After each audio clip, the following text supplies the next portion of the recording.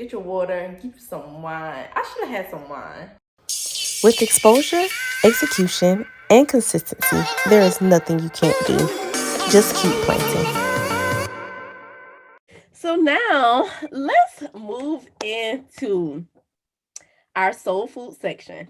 So our soul food section is basically like our speed round, and I'm gonna just be asking you some questions in regards to soul food.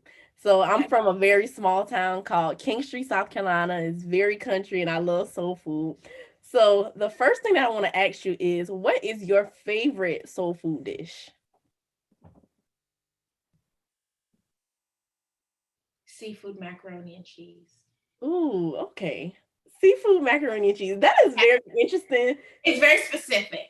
It's very specific because I know like macaroni and cheese is like the traditional, right? Mm-hmm.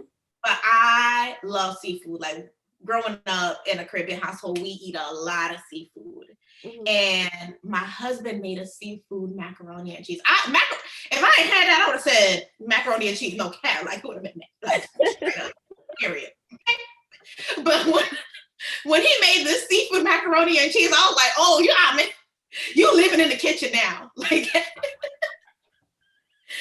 what's all seafood macaroni and cheese? What type of seafood is inside of it? It's shrimp, he'll put crab, he'll put lobster. It's like a melody of seafood. It's really good. Invite me over next time he cooks it. Come on, girl.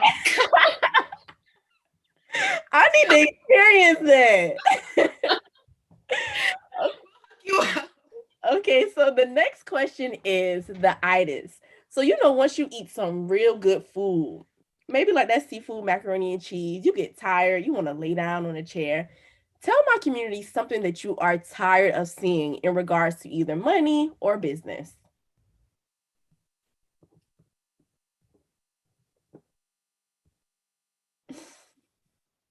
Kind of like annoyed to see almost. Like you're just sick of it. Oh. Okay. I don't want to hear nothing about the Instagram algorithm no more. Messing up y'all. Please talk about it. The Instagram algorithm got y'all in the chokehold. Girl, they can't breathe. And every time it changed, I'm gonna see a carousel of images on somebody's feed.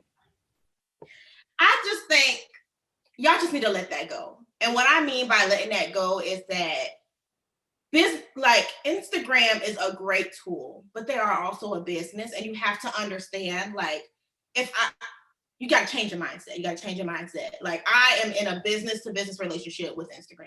Okay? And when I grew my account to whatever thousands of followers, I did that for free. Yeah. And I did it with the bare minimum. Right. And if you did it that way and you get comfortable in your ways, then you can't complain when it changes. Talk about it. Because Instagram is still a business. They can do whatever they want with their platform. And sometimes you might have to pay to play because you was getting free real estate for a long time. Pay to play. My mom says that all the time. Okay. So you either are going to get lost in, adjust, or figure out how you can mutually benefit Instagram in this season to get what you want. Yeah. It can just be one-sided. Just making an angry carousel of slide of images about how the Instagram algorithm changed and yelling at Instagram is not going to make them help you. They got other things going on. Exactly. And my thing is, I feel like it is very important to build a community outside of Instagram. Yep. Like, I am always reminded of the time where social media did not exist. Yes. Those owners who are successful, they were in the trenches making it work. Now, I'm not saying don't use social media. My business has like grown because of social media, but you got to get creative. Get them something, get them emails, get them phone numbers, like build a solid community outside of IG. Yes. Thank you for sharing that. Our next question, the go-to. So, it's just that one go-to meal. It never disappoints. You can always go to it and it's going to fill you up. What is your go-to? What is it that keeps you motivated and inspired to do what it is that you've been called to do? I would say it's definitely making something new. like, it's not just like making the same thing over again. It's like being innovative and creative and prototyping and stuff like that. Because when I am in like a space of creating something new, it's almost like quiet time for me. Mm-hmm. Like, even though my hands are moving on something new, I could literally just spend time with God, and I'm playing with something in my hand and having like a very like, just having conversation with him in a very like safe space that I've created through making. Yeah. Like that's just like my quiet time where I could be reflecting on life. Or like, I just feel most at peace when I'm like creating something new, being in an innovative space, or doing something just like for me, not necessarily like creating to fulfill orders, like just being innovative and present in respecting like creating the art in that time. That's like my to-go to. I always feel most at peace. I always feel most with myself. I always have conversations with myself. I always am able to talk to God easier because I feel like most like myself. So yeah, it always starts with that. I love that. And have you in the past found like, has it been like conflicting keeping your creativity but also doing like what people want, or like continuing to create what people buy a lot of? Yes. So between 2019 and 2021, a lot of people like don't know this. I mean, I'm sure if you're like a consistent moon seeder, but I have been making the same thing for 2 years. Wow. The same thing for 2 years. And aside from like maybe a few new things, I have been making the same thing. And going full time has like opened up that space to just like be innovative. I'm not even trying to scale. Like, I'm gonna go grow the business 4 times, 5 times. That's not on my mind. I just using the space to be creative. Mm-hmm. To just like relearn my craft again, just to get comfortable. Because I didn't have the time. Like, when you don't have the time, you miss it. Yeah. Like, I don't want to go viral tomorrow because I know what it felt like when I couldn't make something new. There was like a long time I couldn't like spend playing, yeah, it was really hard. Yeah. Like, people are like, oh, she's doing great and she's doing all these things. I was making no time. I told you. So when you did go viral with Tab, wearing your earrings, were you prepared for that? No. Wow. No. I could not make enough product or it would sell out. Like, I had these like seasons where I would sell out in like 5-10 minutes. And that was great until the other messages came. Wow. Like, I came here to buy something. Mm-hmm. But it was a blessing. I would do it again the same way, if I had the chance. But I also understand sometimes you're not prepared to go viral. Yeah. And it's crazy because I had a conversation probably about 2 weeks ago now with Andrea. She's the founder of Motherland Essentials, and she talked about like how one morning she woke up to 17,000 soap bar sales. And she was like, it took so much out of me because we weren't like really in a space to produce at that level. And she was like, I had to get a team and blah, blah, blah. So like right now, do you have a team or do you just simply do everything by yourself? I was doing everything by myself, which was really bad. I don't recommend that for anybody. But again, my husband is that one, like I didn't even ask him for help. I couldn't like relinquish control of my business in any way, but I was stressed all the time. And one day he just came into my studio and he picked up some piece and he said, so show me how to make this again. Even though I never showed him, he was being funny. He's like, show me how to make this again. And he would help me fulfill orders. He would, but since I've been full time, I've given him a vacation now. I love that. Yes, I love that. I love that. So our last and final question is, that's good. So, when you take that first bite into something, if it's good, you're going to say, that's good. So can you close us out with just some words of wisdom for any 20-something, any young adult listening to this, just about life, business, money, whatever it is, and whatever direction you want to go? Okay, so I'm gonna put this. if it's something that you are truly passionate about, like it's your passion project, not riding the trend for money, wanting like, quick fix or anything like that. If it is your passion project, you need to work with it as if it's your passion and stop doing it. And this is supposed to mostly speaking to myself too, but like you are running out of time. Stop working like you are running out of time. When I first started getting traffic and I started seeing results, I was killing myself. Like I was making product because I felt like the shiny was going to wear off. I felt like I needed to get it out real quick or they're going to forget about me. Yeah. And I was like, why am I making stuff like I'm running out of time? Yeah. Why am I doing that? That's like almost saying that there's like an expiration on God's blessings for me. Like, what are you doing? Like, and it's not. Gave you those gifts for a reason. They're theirs. They don't know who's going to take them from you. So just slow down. If it's something that you love, if you are tapped to do that thing, it's your passion project, slow down. Mm-hmm. Just take your time. Yeah. That spoke to me. That really spoke to me. And what I've been battling with now is knowing the difference between urgency and rush. There's a difference.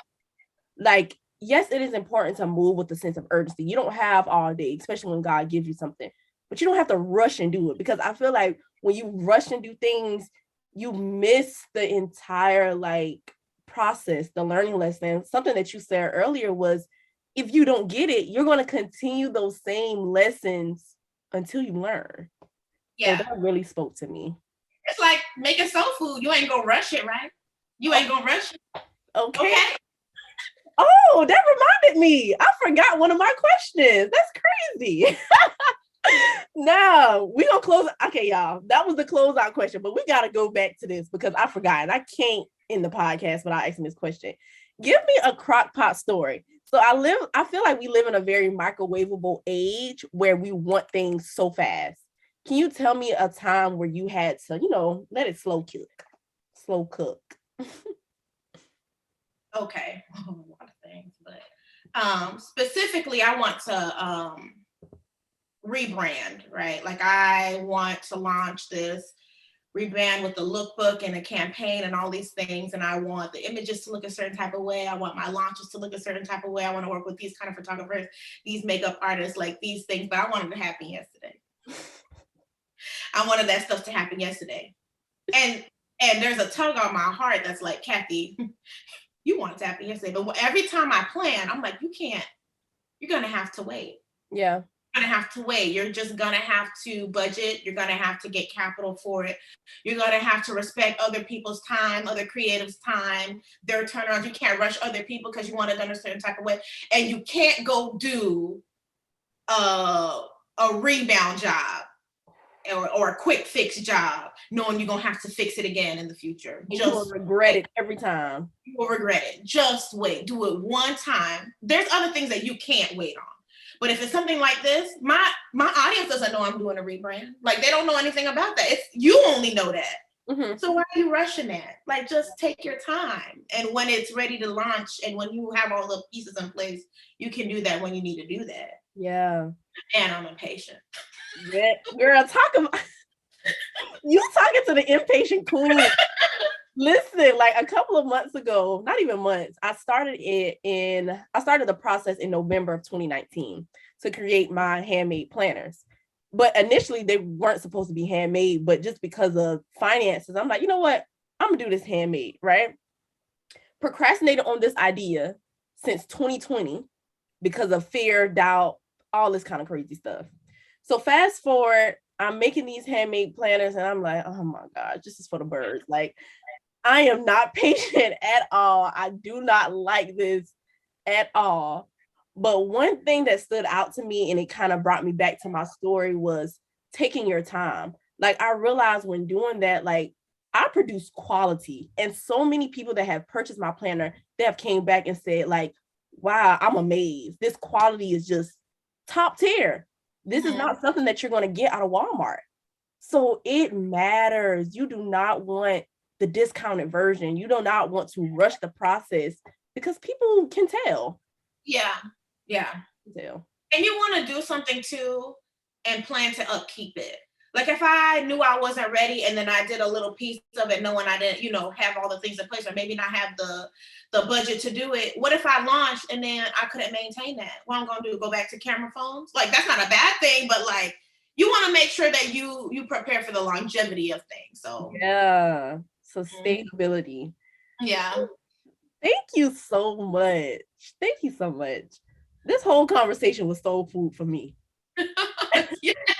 I appreciate you so much for being on the podcast. Can you please tell my community where they can find you and how they can support Moonseed? You can find me on Instagram at Shop Moonseed. And you can shop our website directly at moonseed.com, moon-seed.com. And you can find me locally. I'm doing markets. Come say hi. Come check me out. Yes.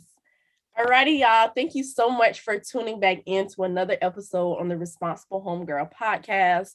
Always remember, with exposure, execution, and consistency, there is absolutely nothing you can't do. See y'all on the next episode. Cathy. Girl. Nervous for what? I don't know. I'm always like that. Nervous Just for give me, I'll warm up after 2 minutes. This conversation was so good. I'm just blessed to meet you and talk to you and learn from you. I learned so much through our conversation. So I'm happy. I feel like talking to you is very easy. Very, very easy. I mean, you made me feel comfortable. You're in the Charleston area? So I'm in King Street. I went to school in Charleston. But once I graduated, I moved back home, which is probably about an hour and a half away. So most of my friends still live in Charleston, so I'm always there. But yeah, I don't live locally. You should totally come down. Come down. I need to meet you. I need to meet you at some point. Yeah. If I had a nice studio space, I'd say just come on. We got to do lunch or something. I really want to taste this seafood macaroni. Let's get this popping. Me talking about it, when I said I was like, I ain't had that in a while. I might have to put him on duty. Okay. But for real, let's actually meet up. And I don't know how your schedule looks, but when I tell you I don't mind getting in my car driving, I'm always there. So let's do something. Lunch on me. Thank you so much for being on my podcast. I really appreciate it. It was a lot of fun.